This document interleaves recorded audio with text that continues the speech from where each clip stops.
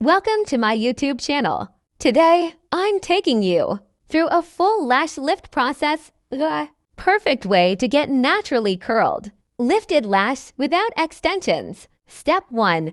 Start by cleansing the lash to remove any makeup, oil, or residue. Clean lash help the solutions work better. Step 2.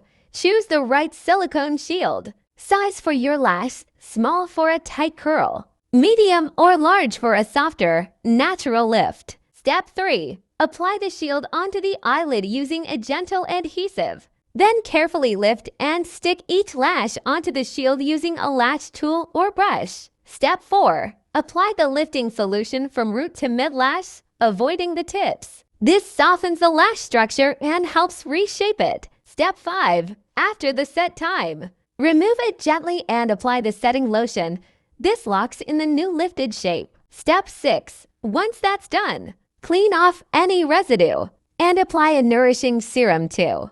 Rehydrate and protect the lash. And that's it, beautiful. Lifted lash that make your eyes pop without mascara or extensions. Don't forget to like, comment, and subscribe for more beauty tutorials.